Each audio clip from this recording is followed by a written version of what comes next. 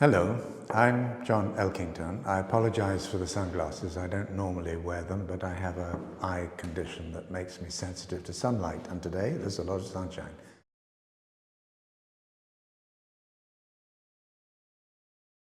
So I've been asked the question, why or how did I come up with the idea of the triple bottom line?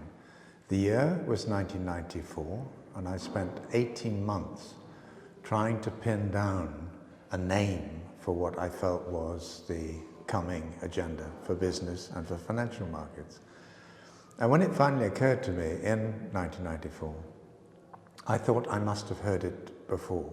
I was absolutely convinced that I'd heard the term somewhere already. And I rang people in the field and said, did you come up with this? Have you heard this before? And the answer was no, they felt novel. But then about 20 years later, I was reading through a book by Alvin Toffler, and it was called The Third Wave. He's perhaps best remembered for a book called Future Shock. And I very rarely read books again, but I'm just flicking through The Third Wave. And on about page 267, I came across a subheading, and it was multiple bottom lines. And as soon as I saw that, I thought, well, that's where the seed of the idea came from. And I read that book in 1980, so that was 14 years before I started thinking about the triple bottom line. In terms of the drivers, there was a lot of work going on at the time in and around business, a lot of it good work. A lot of it focused on what was called eco-efficiency, so how can business become more efficient, more productive in terms of waste, in terms of resources, in terms of energy, in terms of water, all of that good stuff. How could it make or save money by doing the right thing in terms of environmental and resource management? And I thought that was fine for engineers, but in my mind it wasn't addressing the economic side. Yes, it was talking about financial elements in terms of making or saving money, but it wasn't talking about the economic impact of business, nor was it discussing the social side at all. And so with the triple bottom line, people, planet and profit, which is what I called it the following year, so 1995, to try and simplify it a bit, I was trying to say any business has multiple dimensions of impact, positive and negative. And if we're going to make sense of the 21st century, we're going to have to learn how to not only track and account for these different forms of value and impact, we're going to have to learn how to value that positive and negative impact. So that's where it started, that's where the idea came from. As I say, it took 18 months to come up with just those 3 words, which is ridiculous. And then in 2018, I launched the first ever product recall for a management concept. I don't say that, this was the editors of the Harvard Business Review who published the recall article. And the reason why I did that was I still thought it was a good idea. I still think it's a good idea to have a triple bottom line agenda. And I think it's better in many ways than ESG, and we can perhaps come on to that a little later on. But the idea for the recall was just simply to say it's not being used in the way that I think would drive change in the directions and at the scale that is now needed.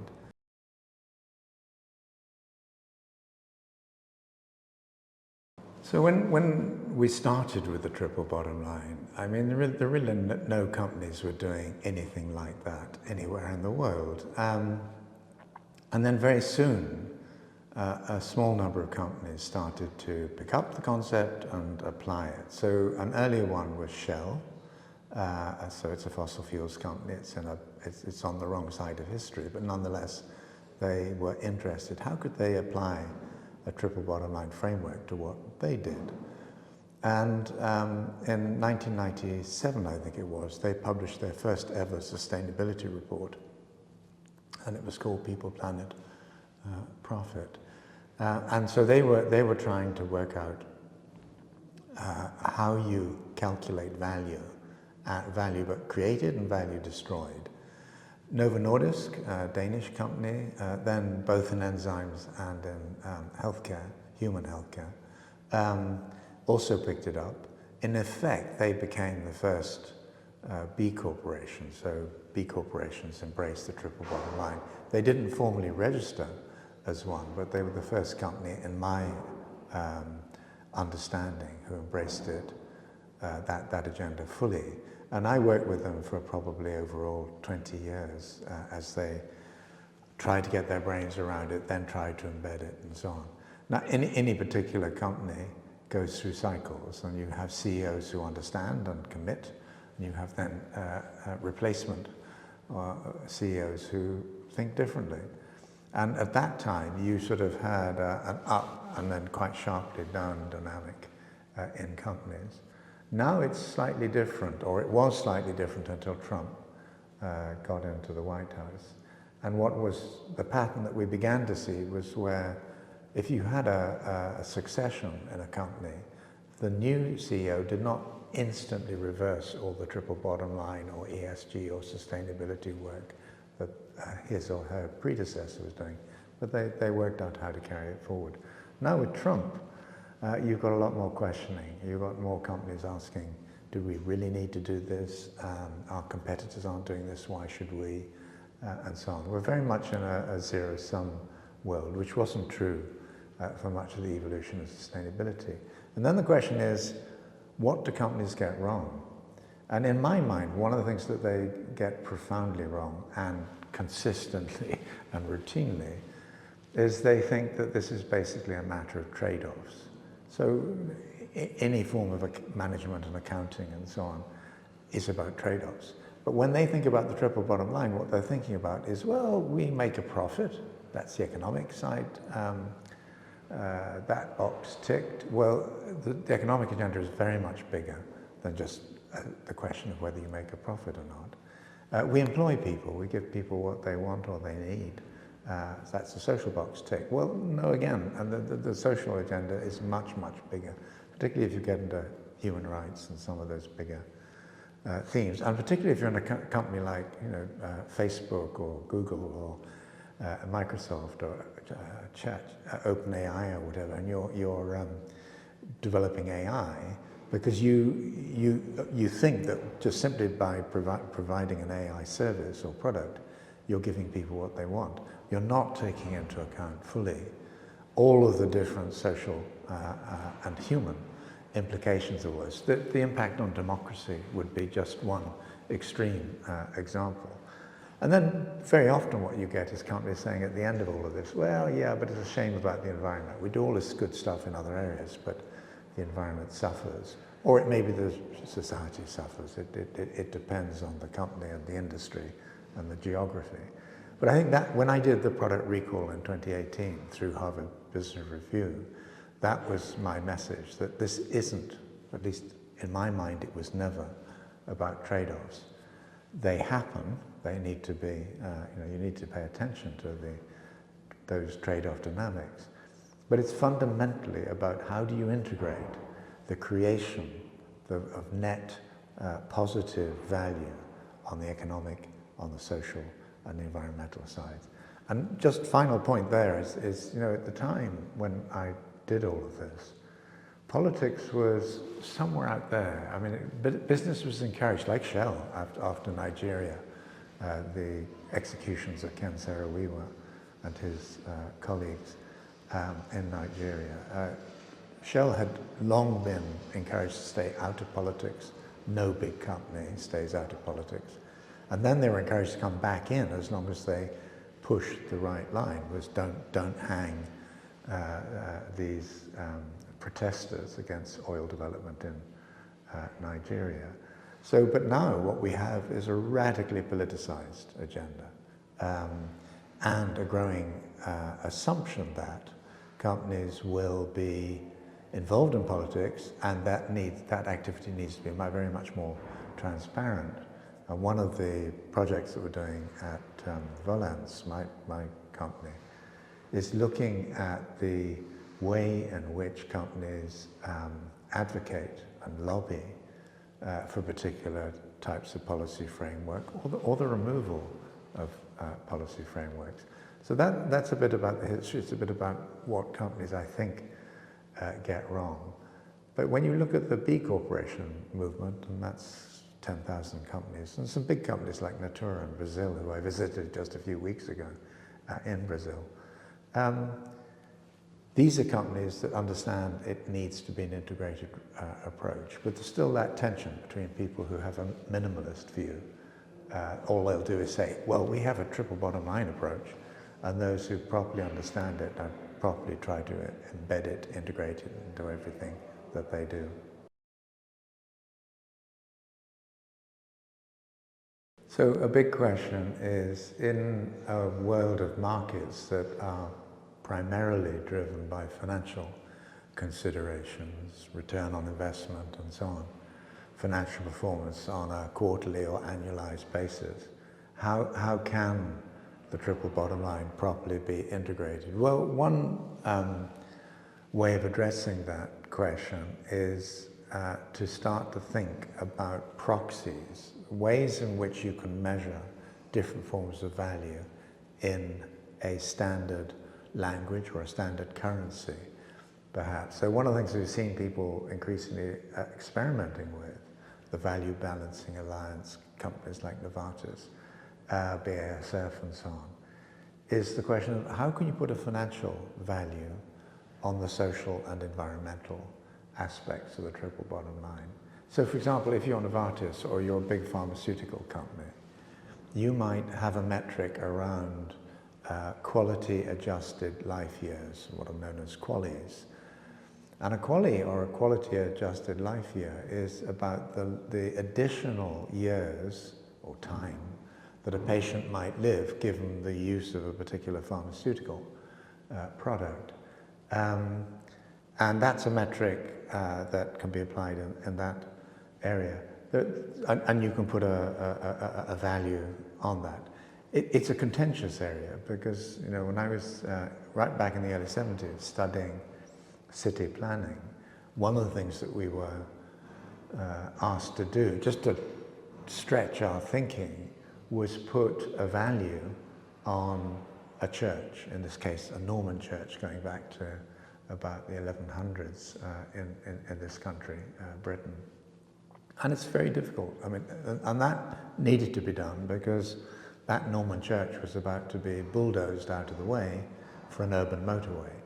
So what sort of value should you put on something like that? Not just the structure, but the centuries of history, the people buried there, the people baptized there, the people whose weddings or funerals were held there. So it's a very challenging set of questions to try and ask, and the triple bottom line is shot through with questions like that. But I do think that some of the experiments to put financial measures on social and environmental aspects of business performance are worth doing, as long as we don't forget that if you're, for example, looking in the environmental space at biodiversity, nature has a right to exist in its own right. It's not simply there because we choose to have it and therefore can put our value on it. It has an intrinsic value. So how do you capture that? And again, I think that's very embryonic, a lot of that work. It's interesting because I think over time it may give us very useful inputs to our decision-making processes. At the moment, just a final point, is that the financialization of these non-financial or extra-financial considerations is challenging for a rather different reason, which is that when we choose to put a financial value on something that is like the right to privacy in the social domain, for example, or the right to free speech, again, in the social domain, how do you put a price on that? And once you put a price on it, do you not run the risk of trivializing that particular issue because it's suddenly got this price tag that looks affordable? Okay, well, in the earlier case, we'll knock down the Norman church because the motorway over time will save a lot of time, and if you put a financial value on that, that's a bigger number than the cost of removing a bit of history. So it takes you in directions that are challenging. But just a very quick case study. I mentioned Novartis. For 5 years, I chaired a committee or advisory board within Novartis looking at the financialization, or how do you put a financial value on the wider impacts of a company. And it was quite interesting because when we started, there were 30 people in a room, all of them internal Novartis people. The second year, there were 40 people, all of them internal, all of them Novartis people. The third year coincided with COVID, the pandemic. And so that year, for the first time we went virtual and we invited the wider world in. So the third year, 1,000 people. The fourth year, 2,000 people. And in the end, Novartis, the senior management thought, oh, what are we doing here? I mean, this is going to be the tail that wags the dog. Let's bring it back internally. So in the fifth year, it was just internal. And that year it was 900 people. So we went from 30 to 40 to 900. And I think that just gives a sense of the interest, both within some of these big companies and in the wider world. And how do we properly and legitimately and usefully put price tags on some of these non or extra financial considerations.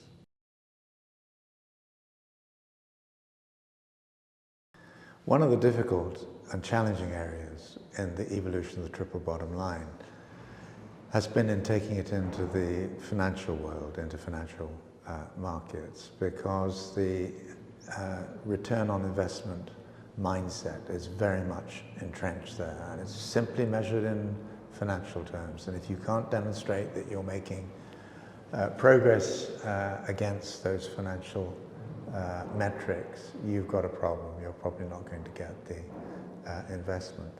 All of that said, there has been a series of movements that try and bring this non-financial set of considerations even into the financial world. So, for example, we've had ethical investment, we've had socially responsible investment, we've had the financial side of the shared value movement, we've had ESG, environmental, social and governance investments.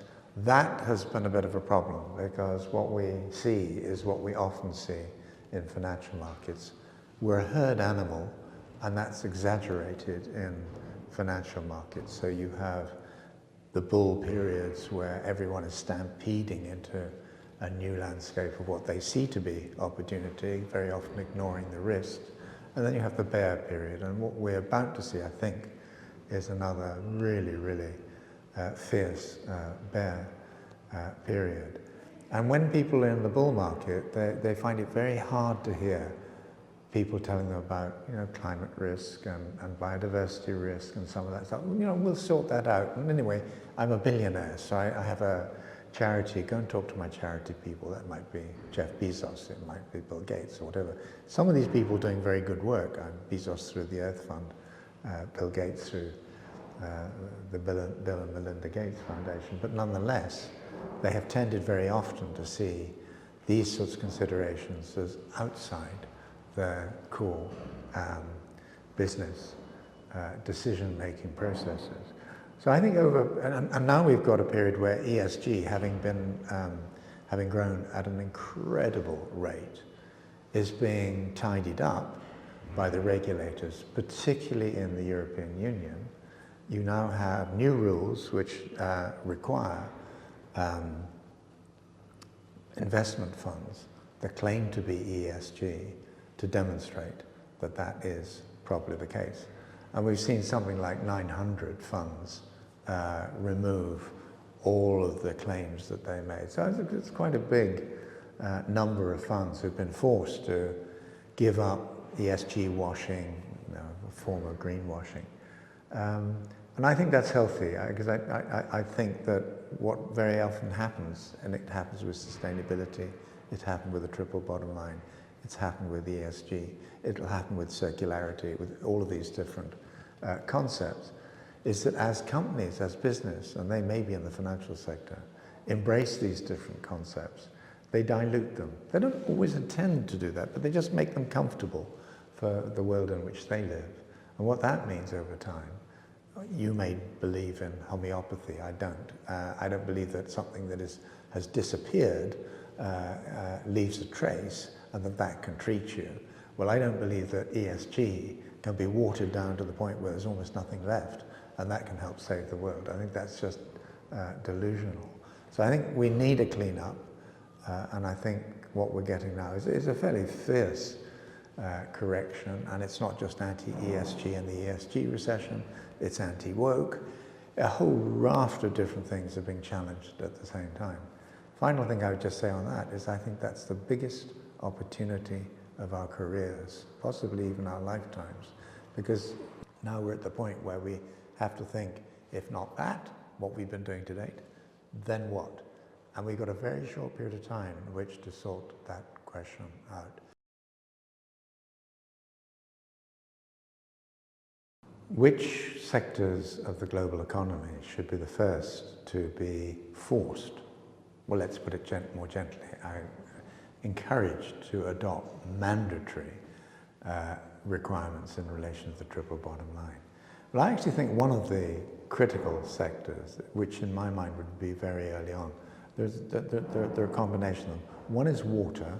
Water is going to be increasingly a security issue, not just in desert countries, but as we see now in Europe with the heat waves, people are being told that they probably won't be able to fill their swimming pools in the future. They'll have hosepipe bans, as we see in my own country, the United Kingdom. So I think water is one of those areas where I think it's a natural target or a natural application area for the triple bottom line. A very, very closely related one is food and drink. And agriculture is going to be, already is being very hard hit by climate change. It's one of the biggest factors worldwide in the loss of biodiversity. So that is going to start to register with people. The pressure is going to come on farmers and farming and the whole agricultural supply chain. And that's one of the reasons why increasingly we hear people talking about regenerative agriculture. And if you took the same concept and you cross-applied it into the water sector, then the question would, how do you regenerate watersheds, water catchment areas, such that they don't just dump, rain comes in fiercer and fiercer storms, goes into rivers through drains, goes out of the river because they're canalized and out into the sea. And so water utilities, water companies find it very much harder now because they don't have the storage capacity. So how would you regenerate aquifers? How would you generate water catchment areas such that they better retained water until we actually needed it? And the problem at the moment is we just then have to pump rivers when they're already very low, and that means that they're very hot, and that means that or very much warmer than in normal conditions, and that also means that fish and other life forms are hugely impacted. So I would say water, I would say food and drink, but in the end, any sector that is creating goods and services for people really ought to have this sort of framework in mind. And when you look at the B Corporation world, you'll find that it straddles many, many different sectors of the economy. And I think that's just a reflection that if this is for anybody, it's actually for everyone.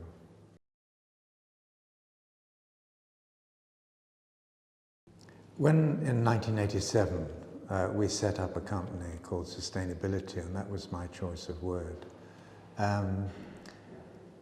we regretted it for a number of years. I mean, we were happy we picked it, but we regretted it because it meant nothing to nobody, and people would send us letters, then we did still get letters, and they would be addressed to sustainability, survivability, all these different things. People just didn't know the term.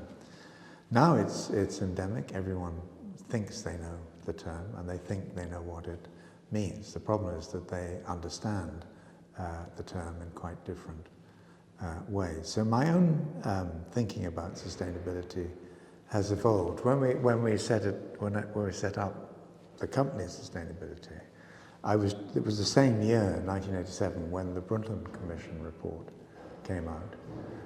Gro Harlem Brundtland, 3 times Prime Minister of Norway, chaired that.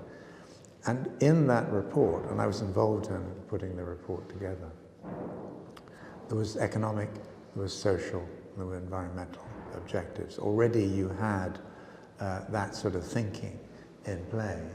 What I did was just to try and make it more relevant to the business world by calling it triple bottom line.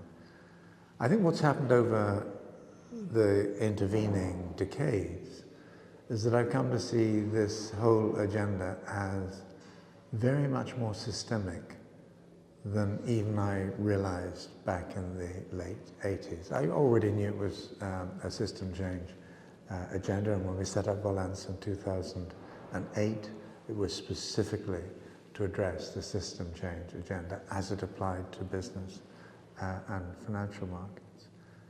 So I think what's changed during that period of time partly is the scientific context. So for example, for 11,700 years, we've been in what we choose to call the Holocene geological epoch. And that's the period in which our agriculture, our urban civilizations and so on have evolved. Scientists now say, not all of them, but a significant group say that we're now in the Anthropocene. So the first time in human history, and the first time in geological history, where a single species, our own Homo sapiens, is having effects on the planet which are akin to geological forces, volcanoes, earthquakes, all of this. And that's interesting because that suddenly puts in a scientific frame the sustainability agenda in a way that's much harder for companies to gain. Because it's very easy for companies to say, we do a sustainability report, we embrace sustainable finance or sustainable transport or sustainable food or whatever it happens to be that the language that they choose. But you can then ask, in the Anthropocene, how does your approach really measure up in a world headed towards from 8 to 10 billion people? Does it really stack up? Will it really help rein in climate change, loss of biodiversity, these sorts of issues at the rate that we now need to deliver? And the answer in almost every country in the world currently would be, if they're honest, no, it doesn't. It simply doesn't stack up. Now, they will then tend to point to government and say it's government's fault. Government should regulate, then we'll obey. But they spend much of their time trying to stop government regulating for these sorts of things. They don't like the idea of a carbon tax. We've just done with Globescan in Canada, ERM Sustainability Institute, which is basically worldwide, and our own company Volans have done a survey of sustainability professionals around the world. It's called Sustainability at a Crossroads. And later on today, July the 15th, 2025, we'll do a webinar. Well over 1,000 people already signed up for that. And what's interesting from the results of that survey, which I insisted that Globescan and ERM do, because I found it increasingly boring and frustrating to do the standard questions that they've done for 20 plus years. They need the time series data to see how things have changed over time. But I said, we're in extraordinary times. So the questions do not address the sorts of issues that we're now having to face. So I talked about 8 to 10 billion people. Well, that's the population growth agenda, and we've been obsessing about that quite naturally for a long time, or ignoring it. What we're ignoring totally at the moment is the depopulation agenda. I noticed this morning in the Financial Times, the biggest baby food manufacturer in Japan has just stopped producing all baby foods. It's the preferred brand in many different areas. And the reason is there aren't enough babies in Japan. And what's true of Japan So you have very rapidly aging populations. It's also true of China. In Europe, it's particularly true of countries like Italy, but we'll feel the effects of this aging trend and the extraordinary imbalances and injustices that are increasingly sensed across those generational boundaries, sort of divides. And so when I think about the triple bottom line, I'm not simply thinking about this particular company and this particular market with these particular geographies in mind. I'm thinking about our civilization and its future. I'm thinking about our societies, not just our economies. And if we fail to address some of these really big issues, like depopulation, I think we will fail on many other fronts at the same time. So this is a much bigger story than I think I properly recognized back in the late 1980s.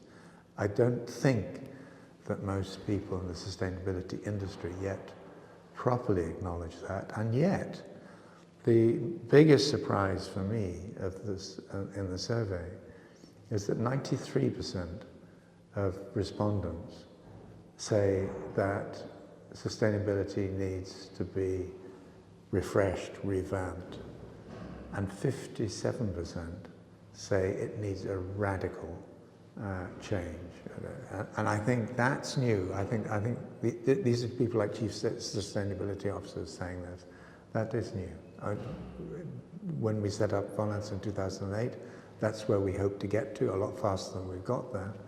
But what's happening is it's now being pressed forward, driven forward by a series of increasingly problematic challenges, and not just for business and not just financial markets, for all of us.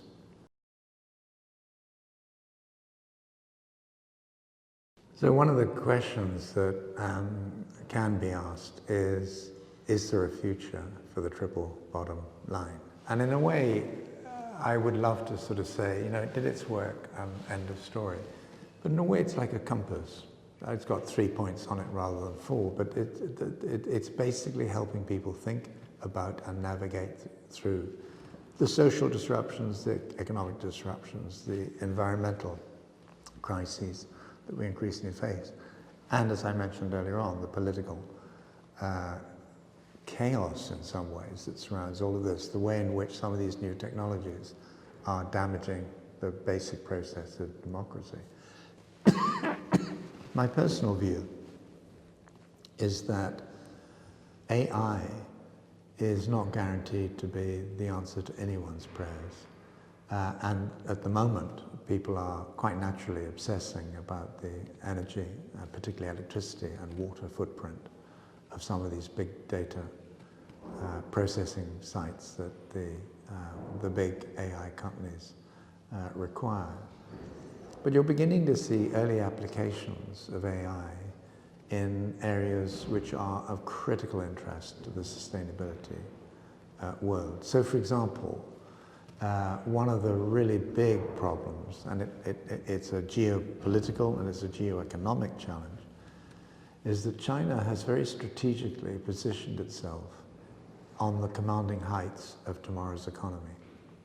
So if you look at rare earth metals and minerals, you look at solar and batteries and wind, you look at electric vehicles, you look at precision fermentation, you look at drones, you look at AI, wherever you look, China is developing some form of stranglehold on those areas of the economy. And it's not accidental. I mean, firstly, they want to be a successful economy and country in the 21st century. But also they are weaponizing some of those areas, and critically the rare earth minerals and metals sector is really being used as a weapon now.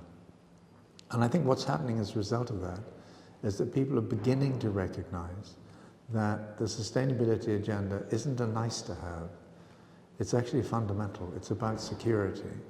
And it's interesting that during the pandemic, one of the projects I did was with the British Ministry of Defence. So I did a session with admirals and generals and air marshals, and we were talking about climate chaos.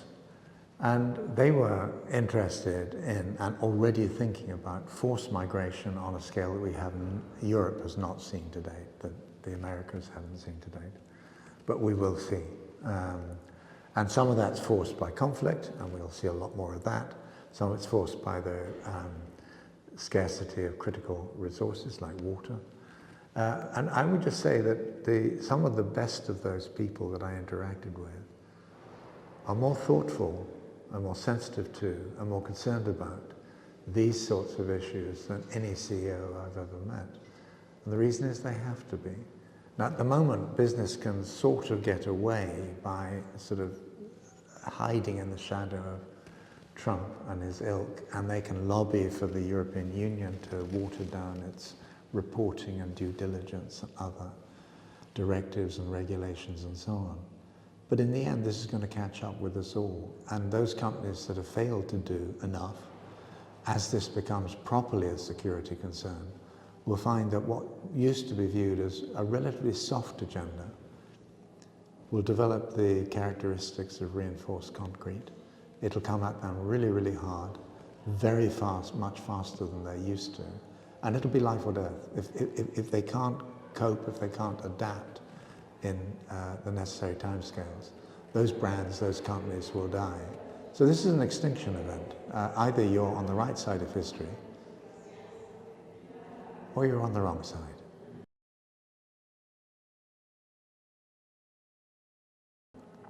When I came up with the triple bottom line, I mentioned a compass a moment ago. I had 3 points in mind. They could go economic, social, environmental. You could put the points wherever you like on the triangle. And then in the middle of the triangle, I saw things like governance, like politics, like education. So they were enablers or constraints on the interplay between the other 3 factors. One of the things that we quite quickly saw was people trying to add purpose and politics and policy, and well, not all P's, but I mean lots of different things. So they would have a quadruple bottom line, they'd have a quintuple bottom line, and so on. I actually think there's a real benefit to simplicity. I think the human brain, certainly my brain, finds it much easier to remember 3 things than to remember even 4 or 5 things. So I stick with the idea that if we think about the economic, the social, and the environmental dimension of what any business does, it's a useful framework. Now you can think about shared value, for example, as a way of plotting, mapping, managing for overlaps between the different areas. One of the big disagreements I had with Michael Porter and Mark Kramer when they came up with the shared value proposition was that for them, shared value was always a win-win outcome. And my point was sustainability isn't all about win-win outcomes. It may actually be about win-lose. It may even in some cases have been lose-lose in the sense that for a period of time, because you're shutting down an industry, there's a social cost of that, even environmental costs, because you don't have the revenues still to clean up the mess that the industry has made. So I think the triple bottom line will live on because it's simple, because there's an installed base, and it's not just the 10,000 plus B corporations. I mean, there are many, many thousands around the world, companies around the world who report against the Global Reporting Initiative and similar standards. But I think the challenge over time will be to integrate value creation across those multiple forms of capital, those multiple forms of value creation or destruction. And one of the things I'm very struck by is the number of young people who come up to me, not just at conferences, in the community where I live in London, who now are being taught at university, not just business schools, the triple bottom line as part of the standard equipment for people who are going to be involved in business. Now, I think that's great, but the question is that also true of government? Is that also true of financial markets? Is that also true of the civil society sector and so on? Because if it's just business doing this, then you've got them doing the accounting, you've got them doing the reporting, and all of that reporting is coming out in the form of triple bottom line, non-financial, extra-financial, sustainability, ESG, whatever reports. But who's actually using the reported data and information in a way that properly directs our economies and societies in the right direction?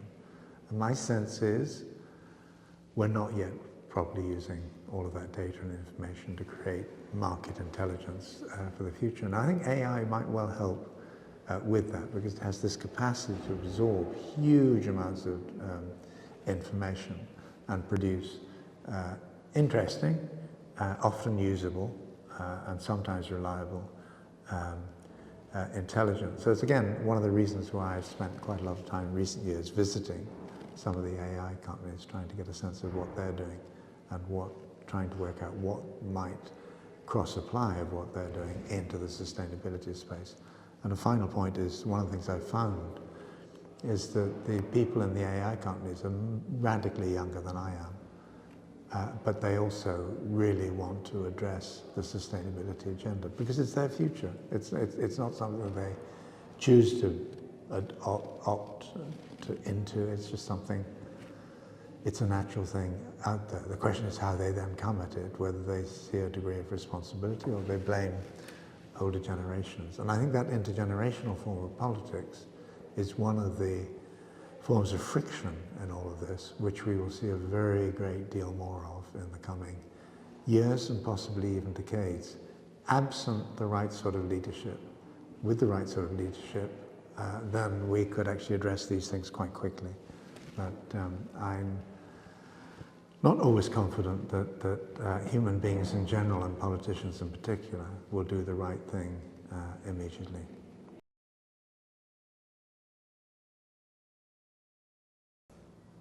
I came into the sustainability space when I was young, so in my 20s, initially through the environmental door, but then increasingly on a much broader front.